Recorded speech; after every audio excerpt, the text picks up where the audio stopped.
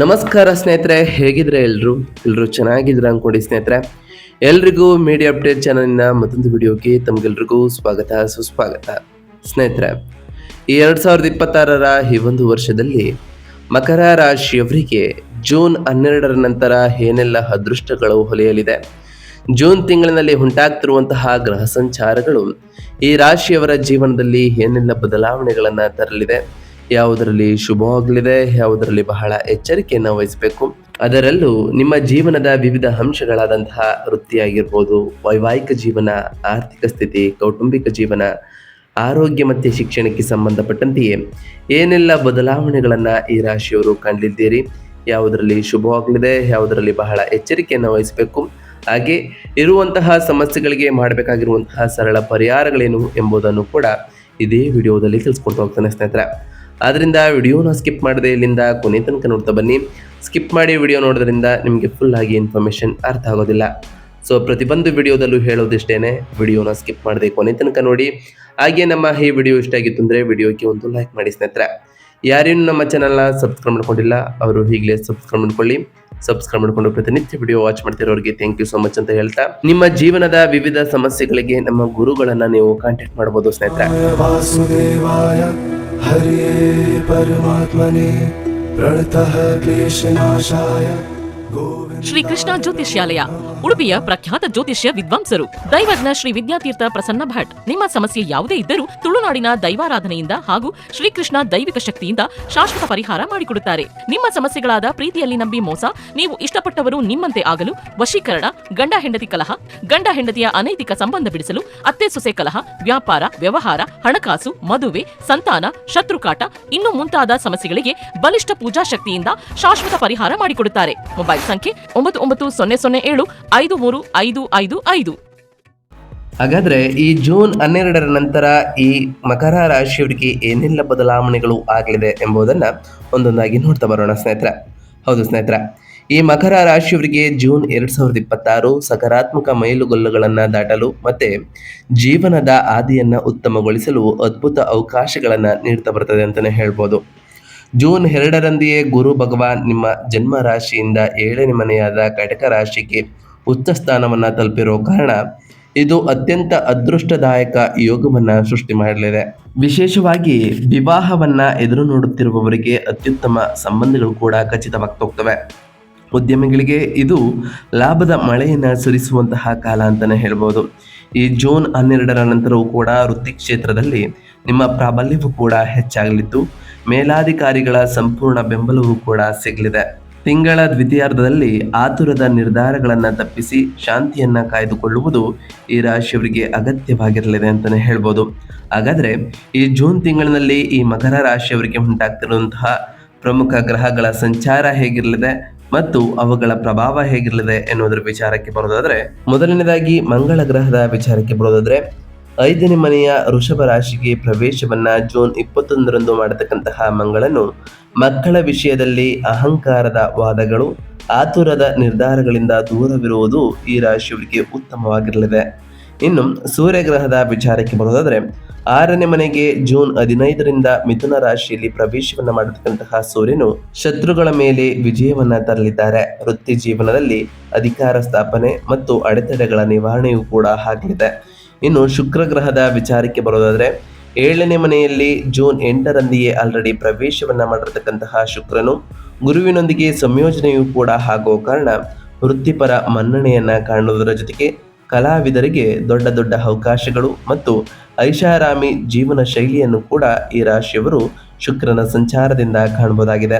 ಇನ್ನು ಗುರುಗ್ರಹದ ವಿಚಾರಕ್ಕೆ ಬರೋದಾದ್ರೆ 7ನೇ ಮನೆಯ ಉಚ್ಚ ಸ್ಥಾನದಲ್ಲಿ ಜೂನ್ 2ರಂದೇ ಆಲ್ರೆಡಿ ಕಟಕ ರಾಶಿಗೆ ಪ್ರವೇಶವನ್ನ ಮಾಡಿರ್ತಕ್ಕಂತಹ ಗುರುವು ವಿವಾಹ ಯೋಗವನ್ನ ತರಲಿದ್ದು, ವ್ಯಾಪಾರ ವಿಸ್ತರಣೆ, ಸಮಾಜದಲ್ಲಿ ಉನ್ನತ ಗೌರವ ಮತ್ತು ಕೌಟುಂಬಿಕ ಸಾಮರಸ್ಯವನ್ನ ತರಲಿದ್ದಾರೆ ಅಂತಾನೆ ಹೇಳ್ಬೋದು. ಇನ್ನು ಬುಧ ಗ್ರಹದ ವಿಚಾರಕ್ಕೆ ಬರೋದಾದ್ರೆ 6 ಮತ್ತೆ 7ನೇ ಮನೆಯಲ್ಲಿ ಬುಧನು ಇರಲಿದ್ದು, ವ್ಯಾಪಾರದಲ್ಲಿ ಚಾಣಕ್ಷತನ ನಿಮ್ಮಲ್ಲಿ ಹೆಚ್ಚಾಗಲಿದೆ. ಬುದ್ಧಿಯ ಬಳಕೆ ಮತ್ತೆ ಸ್ಪರ್ಧಾತ್ಮಕ ಕ್ಷೇತ್ರಗಳಲ್ಲಿ ಜಾಣ್ಮೆಯನ್ನು ಕೂಡ ವಹಿಸ್ತಾ ಹೋಗ್ತೀರಿ ಈ ಬುಧನ ಸಂಚಾರದ ಸಮಯದಲ್ಲಿ.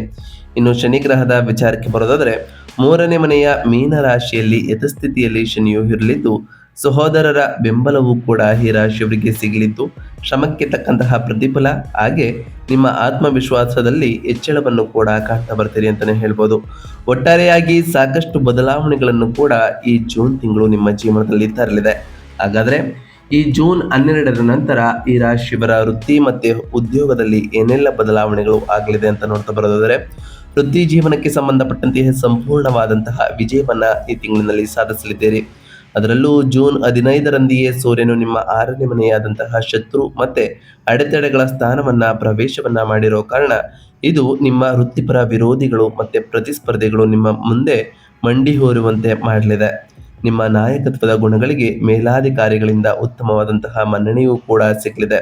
ಆಲ್ರೆಡಿ ಗುರು ಮತ್ತು ಶುಕ್ರನು ಸಂಯೋಗ ಆಗಿರೋ ಕಾರಣ ಇದು ನಿಮ್ಮ ಜೀವನದಲ್ಲಿ ಸಾಕಷ್ಟು ಬದಲಾವಣೆಗಳನ್ನು ತರುವುದರ ಜೊತೆಗೆ ಈ ಜೂನ್ 12ರ ನಂತರವೇ ನಿಮ್ಮ ಖ್ಯಾತಿಯು ಇನ್ನಷ್ಟು ಹೆಚ್ಚಾಗ್ತಾ ಹೋಗ್ತದೆ ಅಂತಲೇ ಹೇಳ್ಬೋದು. ಶುಕ್ರ ಮತ್ತೆ ಗುರುವಿನ ಈ ಸಂಯೋಜನೆಯು ನಿಮ್ಮ ಕೆಲಸದ ಸ್ಥಳದಲ್ಲಿ ನಿಮ್ಮನ್ನ ಇನ್ನಷ್ಟು ಉತ್ತುಂಗಕ್ಕೆ ಏರಿಸಲಿದೆ ಅಂತಲೇ ಹೇಳ್ಬೋದು. ಇನ್ನು ಈ ರಾಶಿಯವರ ಆರ್ಥಿಕ ಸ್ಥಿತಿ ಮತ್ತು ಸಂಪತ್ತಿನ ವಿಚಾರದ ಬಗ್ಗೆ ಮಾತನಾಡ್ತಾ ಬರೋದಾದ್ರೆ, ಆರ್ಥಿಕವಾಗಿ ಇದು ಸ್ಥಿರವಾದ ಮತ್ತು ಉತ್ತಮವಾದಂತಹ ತಿಂಗಳು ಅಂತಲೇ ಹೇಳ್ಬೋದು. 11ನೇ ಮನೆಯ ಅಧಿಪತಿಯಾಗಿರತಕ್ಕಂತಹ ಮಂಗಳನ ಪ್ರಭಾವವು ಆದಾಯದ ಮೂಲಗಳನ್ನು ಇನ್ನಷ್ಟು ಬಲಪಡಿಸ್ತಾ ಬರ್ತದೆ. ಇದರಿಂದ ನಿಮ್ಮ ಫೈನಾನ್ಷಿಯಲ್ ಸ್ಟೇಟಸ್ ಇನ್ನಷ್ಟು ಇಂಪ್ರೂವ್ಮೆಂಟ್ ಅನ್ನ ಕಾಣ್ತಾ ಬರ್ತದೆ ಸ್ನೇಹಿತರೆ. ಹಾಗೆಯೇ ಈ ಜೂನ್ 12ರ ನಂತರ ರಾಹುವಿನ ಉಪಸ್ಥಿತಿಯು ಕೂಡ ಇರೋ ಕಾರಣ ಹಣಕಾಸಿನ ವ್ಯವಹಾರಗಳಲ್ಲಿ ಬಹಳಷ್ಟು ಜಾಗರೂಕರಾಗಿ ಕೂಡ ಇರಬೇಕು. ಅನಗತ್ಯವಾದಂತಹ ಖರ್ಚುಗಳನ್ನು ನಿಯಂತ್ರಿಸ್ತಾ ಬನ್ನಿ ಮತ್ತು ಭವಿಷ್ಯದ ದೃಷ್ಟಿಯಿಂದ ಉಳಿತಾಯದ ಕಡೆ ಹೆಚ್ಚಿನ ಗಮನವನ್ನು ಕೊಡ್ತಾ ಬನ್ನಿ. ದೊಡ್ಡ ಮೊತ್ತದ ಸಾಲ ಮತ್ತು ಹೂಡಿಕೆ ಮಾಡುವ ಮುನ್ನ ಅನುಭವಿಗಳ ಸಲಹೆಯನ್ನು ಪಡೆದು ಕೂಡ ಈ ರಾಶಿಯವರಿಗೆ ಬಹಳ ಉತ್ತಮವಾಗಿರಲಿದೆ ಅಂತಾನೆ ಹೇಳ್ಬೋದು. ಇನ್ನು ಈ ರಾಶಿಯವರ ಆರೋಗ್ಯ ಮತ್ತು ಯೋಗಕ್ಷೇಮದ ವಿಚಾರಕ್ಕೆ ಬರೋದಾದ್ರೆ, ಆರೋಗ್ಯದ ದೃಷ್ಟಿಯಿಂದ ಈ ಜೂನ್ ತಿಂಗಳು ನಿಮಗೆ ಬಹಳ ಉತ್ತಮವಾಗಿರಲಿದೆ.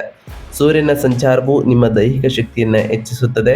ಆದರೂ ಸಣ್ಣ ಪುಟ್ಟ ಗ್ಯಾಸ್ಟ್ರಿಕ್ ಸಮಸ್ಯೆಗಳು ಅಥವಾ ಜೀರ್ಣಕ್ರಿಯೆಗೆ ಸಂಬಂಧಪಟ್ಟಂತಹ ತೊಂದರೆಗಳು ಕಾಣಿಸಿಕೊಳ್ಬೋದು. ಆರೋಗ್ಯಕರ ಆಹಾರ ಪದ್ಧತಿ ಮತ್ತು ಸಮಯಕ್ಕೆ ಸರಿಯಾದ ನಿದ್ರೆಯು ನಿಮ್ಮ ದೈಹಿಕ ಮತ್ತು ಮಾನಸಿಕ ಸ್ಥಿತಿಯನ್ನು ಕಾಪಾಡಲು ಸಹಾಯವನ್ನ ಮಾಡುತ್ತದೆ. ಯೋಗ ಮತ್ತು ಪ್ರಾಣಾಯಾಮವನ್ನು ಅಭ್ಯಾಸ ಮಾಡುವುದು ಕೂಡ ಈ ರಾಶಿಯವರಿಗೆ ಉತ್ತಮವಾಗಿರಲಿದೆ. ಅದರಲ್ಲೂ ಈ ಜೂನ್ 12ರ ನಂತರ ಸೂರ್ಯನ ಪ್ರಭಾವವು ಕೂಡ ಸ್ವಲ್ಪ ಹೆಚ್ಚಾಗ್ತಾ ಬರ್ತದೆ. ಅದರಿಂದ ಸ್ವಲ್ಪ ಪಿತ್ತವೂ ಕೂಡ ಹೆಚ್ಚಾಗ್ಬೋದು. ಈ ಟೈಮ್ನಲ್ಲಿ ಬಹಳ ಎಚ್ಚರಿಕೆಯಿಂದ ಇರುವುದರ ಜೊತೆಗೆ ಸಾಕಷ್ಟು ನೀರನ್ನ ಈ ಟೈಮ್ನಲ್ಲಿ ಕುಡಿತಾ ಬನ್ನಿ ಸ್ನೇಹಿತರೆ.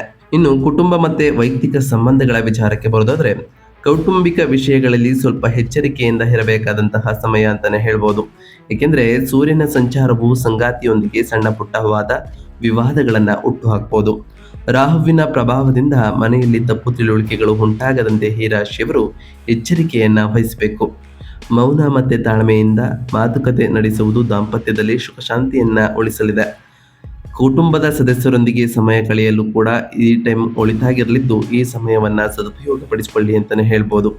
ಇನ್ನು ಈ ರಾಶಿಯವರಿಗೆ ಸಂಬಂಧಪಟ್ಟಂತೆಯೇ ಈ ರಾಶಿಯವರು ಸ್ವಯಂ ಉದ್ಯೋಗ ಮತ್ತೆ ವ್ಯಾಪಾರವನ್ನ ಮಾಡ್ತಿದ್ರೆ, ಈ ರಾಶಿಯವರಿಗೆ ಜೂನ್ 2ರಂದಿಯೇ ಗುರುವು 7ನೇ ಮನೆಯಲ್ಲಿ ಉಚ್ಚ ಸ್ಥಾನವನ್ನ ಪಡೆದುಕೊಂಡಿರುವುದು ನಿಮ್ಮ ವ್ಯಾಪಾರವನ್ನ ವಿಸ್ತರಿಸಲು ಮತ್ತೆ ಹೊಸ ಗ್ರಾಹಕರನ್ನ ಸೆಳೆಯಲು ಅತ್ಯುತ್ತಮವಾದಂತಹ ಸಮಯ ಅಂತಾನೆ ಹೇಳ್ಬೋದು. ನೀವು ಆರಂಭಿಸುವಂತಹ ಹೊಸ ಯೋಜನೆಗಳು ಭವಿಷ್ಯದಲ್ಲಿ ಉತ್ತಮವಾದಂತಹ ಆದಾಯವನ್ನು ನೀಡಲಿದೆ. ಪಾಲುದಾರಿಕೆ ವ್ಯವಹಾರಗಳಲ್ಲಿ ಪಾರದರ್ಶಕತೆಯನ್ನ ಕಾಯ್ದುಕೊಳ್ಳಿ. ಇದು ನಿಮ್ಮ ಬಾಂಧವ್ಯವನ್ನ ಮತ್ತಷ್ಟು ಬಲಪಡಿಸಲಿದೆ ಅಂತಾನೆ ಹೇಳ್ಬೋದು. ಇನ್ನು ಶಿಕ್ಷಣ ಮತ್ತೆ ವಿದ್ಯಾರ್ಥಿಗಳ ವಿಚಾರಕ್ಕೆ ಬರೋದಾದ್ರೆ, ವಿದ್ಯಾರ್ಥಿಗಳಿಗೆ ಈ ತಿಂಗಳು ಸಾಧನೆಯ ತಿಂಗಳು ಅಂತಾನೆ ಹೇಳ್ಬೋದು. ಸ್ಪರ್ಧಾತ್ಮಕ ಪರೀಕ್ಷೆಗಳಿಗೆ ತಯಾರಿ ನಡೆಸುತ್ತಿರುವವರು ಉತ್ತಮವಾದಂತಹ ಫಲಿತಾಂಶಗಳನ್ನು ಪಡೆದುಕೊಳ್ತಾ ಹೋಗ್ತೀರಿ. ಸೂರ್ಯ ಮತ್ತು ಮಂಗಳನ ಪ್ರಭಾವದಿಂದಾಗಿ ನಿಮ್ಮ ಏಕಾಗ್ರತೆಯು ಕೂಡ ಹೆಚ್ಚಾಗಲಿದೆ. ಕಠಿಣ ವಿಷಯಗಳನ್ನು ಅರ್ಥ ಮಾಡಿಕೊಳ್ಳಲು ನೀವು ಪ್ರಯತ್ನಶೀಲರಾಗಿ ಇರಲಿದ್ದೀರಿ. ವಿದ್ಯಾಭ್ಯಾಸದಲ್ಲಿ ಬರುವಂತಹ ಅಡೆತಡೆಗಳನ್ನು ನೀವು ಧೈರ್ಯದಿಂದ ಎದುರಿಸಲಿದ್ದೀರಿ ಅಂತಲೇ ಹೇಳ್ಬೋದು. ಒಟ್ಟಾರೆಯಾಗಿ ಸಾಕಷ್ಟು ಬದಲಾವಣೆಗಳನ್ನು ಈ ಜೂನ್ 12ರ ನಂತರವೂ ಕೂಡ ಕಾಣಲಿದ್ದೀರಿ. ಹಾಗಾದರೆ ಈ ರಾಶಿಯವರು ನಿಮ್ಮ ಸಮಸ್ಯೆಗಳಿಗೆ ಮಾಡಬೇಕಾಗಿರುವಂತಹ ಸರಳ ಪರಿಹಾರಗಳೇನು, ಗ್ರಹಗಳ ಅನುಕೂಲಕರವಾದಂತಹ ಫಲಗಳನ್ನು ಏನೆಲ್ಲ ಮಾಡ್ಬೋದು ಎಂಬುದನ್ನು ಒಂದೊಂದಾಗಿ ನೋಡ್ತಾ ಬರೋಣ ಸ್ನೇಹಿತರೆ. ಮೊದಲನೇದಾಗಿ, ಉಚ್ಚ ಸ್ಥಾನದಲ್ಲಿ ಗುರುವಿನ ಪೂರ್ಣ ಆಶೀರ್ವಾದಕ್ಕಾಗಿ ಪ್ರತಿ ಗುರುವಾರದಂದು ವಿಷ್ಣು ದೇವಸ್ಥಾನಕ್ಕೆ ಭೇಟಿ ನೀಡಿ ಅಥವಾ ಪ್ರತಿ ಗುರುವಾರದಂದು ವಿಷ್ಣು ಸಹಸ್ರನಾಮವನ್ನು ಪಠಿಸಿ, ಹಾಗೆ ಓಂ ಗುರುಭ್ಯೋ ನಮಃ ಎಂಬ ಮಂತ್ರವನ್ನು ಜಪಿಸಿ ನಿಮ್ಮ ಕೈಲಾದಷ್ಟು ಬಡವರಿಗೆ ದಾನವನ್ನ ಮಾಡಿ ಸ್ನೇಹಿತರೆ. ಕೆಲಸದಲ್ಲಿನ ಅಡೆತಡೆಗಳನ್ನು ನಿವಾರಿಸಲು ಪ್ರತಿದಿನ ಬೆಳಗ್ಗೆ ಸೂರ್ಯ ದೇವರಿಗೆ ನೀರನ್ನು ಆರ್ಘ್ಯದ ರೂಪದಲ್ಲಿ ಸಲ್ಲಿಸಿ. ಇದು ಕೂಡ ಆ ಸೂರ್ಯ ದೇವರ ಬಲವನ್ನು ಇನ್ನಷ್ಟು ಹೆಚ್ಚು ಮಾಡಲಿದೆ. ಇನ್ನು ನಿಮ್ಮ ಕೋಪವನ್ನು ನಿಯಂತ್ರಣ ಮಾಡಲು ಪ್ರತಿ ಮಂಗಳವಾರದಂದು ಸುಬ್ರಹ್ಮಣ್ಯ ಸ್ವಾಮಿಗೆ ಸ್ತೋತ್ರಗಳನ್ನು ಪಠಿಸಿ. ಹಾಗೆ ಪ್ರತಿ ಮಂಗಳವಾರ ಓಂ ಅಂಗರಾಯಕಾಯ ನಮಃ ಎಂಬ ಮಂತ್ರವನ್ನು ಜಪಿಸುವುದರ ಜೊತೆಗೆ ನವಗ್ರಹಗಳ ದೇವಸ್ಥಾನಕ್ಕೆ ತೆರಳಿ ಕೆಂಪು ವಸ್ತ್ರವನ್ನು ಧರಿಸಿ ನವಗ್ರಹಗಳ ಪ್ರದಕ್ಷಿಣೆಯನ್ನ ಆಗ್ತಾ ಬನ್ನಿ ಸ್ನೇಹಿತರೆ. ಇದು ಕೂಡ ಸಾಕಷ್ಟು ಬದಲಾವಣೆಗಳನ್ನು ತರಲಿದೆ. ಹಾಗೆ ಪ್ರತಿ ಶನಿವಾರದಂದು ಓಂ ಶಂ ಶನೈಶ್ವರಾಯ ನಮಃ ಎಂಬ ಮಂತ್ರವನ್ನು ಜಪಿಸಿ. ಸಾಧ್ಯವಾದರೆ ಶನಿದೇವರ ದೇವಾಲಯಕ್ಕೆ ತೆರಳಿ ಶನಿದೇವರಿಗೆ ಪ್ರಿಯವಾಗಿರುವಂತಹ ಕಪ್ಪು ಎಳ್ಳಿನ ಬತ್ತಿಯನ್ನು ಶನಿದೇವರ ದೇವಸ್ಥಾನದಲ್ಲಿ ಹಚ್ಚೋದ್ರಿಂದ ಆ ಶನಿದೇವರ ಸಕಾರಾತ್ಮಕ ಪ್ರಭಾವದ ಜೊತೆಗೆ ನೀವು ಅಂದುಕೊಂಡಿರುವಂತಹ ಕಾರ್ಯಗಳು ಕೂಡ ಯಾವುದೇ ಅಡೆತಡೆ ಇಲ್ಲದೆ ನೆರವೇರ್ತಾ ಹೋಗ್ತವೆ. ಪ್ರತಿ ಶುಕ್ರವಾರದಂದು ತಾಯಿ ಜಗನ್ಮಾತೆಯಾದಂತಹ ಲಕ್ಷ್ಮೀ ದೇವಿಗೆ ಪೂಜೆಯನ್ನು ಸಲ್ಲಿಸಿ. ಲಕ್ಷ್ಮೀ ದೇವಿಗೆ ಪ್ರಿಯವಾಗಿರುವಂತಹ ಬಿಳಿ ಹೂಗಳನ್ನು ಅರ್ಪಿಸಿ ಪೂಜೆಯನ್ನು ಸಲ್ಲಿಸೋದ್ರಿಂದ ನಿಮ್ಮ ಮನೆಯಲ್ಲಿ ಸುಖ ಸಮೃದ್ಧಿಯ ಜೊತೆಗೆ ಸಂಪತ್ತು ಕೂಡ ಹೆಚ್ಚಾಗಲಿದೆ. ನಾವು ತಿಳಿಸ್ಕೊಟ್ಟಿರುವಂತಹ ಈ ಎಲ್ಲ ಸರಳ ಪರಿಹಾರಗಳನ್ನು ಮಾಡಿದರೆ ಸಾಕಷ್ಟು ಬದಲಾವಣೆಗಳನ್ನು ಕಾಣ್ತಾ ಬರ್ತಿದೆ ಅಂತ ಹೇಳ್ತಾ ಇದಾಗಿತ್ತು ಇವತ್ತಿನ ಒಂದು ವಿಡಿಯೋ ಸ್ನೇಹಿತರೆ. ವಿಡಿಯೋ ಇಷ್ಟ ಆಗಿತ್ತು ಅಂದರೆ ವಿಡಿಯೋಗೆ ಒಂದು ಲೈಕ್ ಮಾಡಿ. ಯಾರೇನು ನಮ್ಮ ಚಾನಲ್ನ ಸಬ್ಸ್ಕ್ರೈಬ್ ಮಾಡ್ಕೊಂಡಿಲ್ಲ ಅವರು ಈಗಲೇ ಸಬ್ಸ್ಕ್ರೈಬ್ ಮಾಡ್ಕೊಳ್ಳಿ. ಸಬ್ಸ್ಕ್ರೈಬ್ ಮಾಡಿಕೊಂಡು ಪ್ರತಿನಿತ್ಯ ವಿಡಿಯೋ ವಾಚ್ ಮಾಡ್ತಿರೋರಿಗೆ ಥ್ಯಾಂಕ್ ಯು ಸೋ ಮಚ್ ಅಂತ ಹೇಳ್ತಾ, ಹಾಗೆ ಕಮೆಂಟ್ನಲ್ಲಿ ಓಂ ಶನೈಶ್ವರಾಯ ನಮಃ, ಓಂ ಗುರುಭ್ಯೋ ನಮಃ, ಓಂ ಲಕ್ಷ್ಮೀನಾರಾಯಣಾಯ ನಮಃ, ಓಂ ಸೂರ್ಯದೇವಾಯ ನಮಃ, ಓಂ ಅಂಗರಾಯಕಾಯ ನಮಃ ಎಂದು ಕಮೆಂಟ್ ಮಾಡಿ ಸ್ನೇಹಿತರೆ. ಆ ಶನಿದೇವರು, ಮಂಗಳದೇವ, ಗುರುದೇವ, ಲಕ್ಷ್ಮೀನಾರಾಯಣ, ಸೂರ್ಯದೇವ ನಿಮಗೆ ಆಯುಷ್ಯ ಆರೋಗ್ಯ ಸಮೃದ್ಧಿಗಳನ್ನು ಕೊಟ್ಟು ಕಾಪಾಡಲಿ. ನೀವು ಅಂದುಕೊಂಡಿರುವಂತಹ ಕಾರ್ಯಗಳು ಯಾವುದೇ ಅಡೆತಡೆ ಇಲ್ಲದೆ ನೆರವೇರಲಿ ಅಂತ ಆ ದೇವರಲ್ಲಿ ಕೇಳ್ಕೊಳ್ತಾ ಇವತ್ತಿನ ಒಂದು ವಿಡಿಯೋನ ಮುಗಿಸ್ತಿದ್ದೀನಿ ಸ್ನೇಹಿತರೆ. ಸಿಗ್ತೀನಿ ಮತ್ತೊಂದು ವಿಡಿಯೋದೊಂದಿಗೆ. Thank you for watching.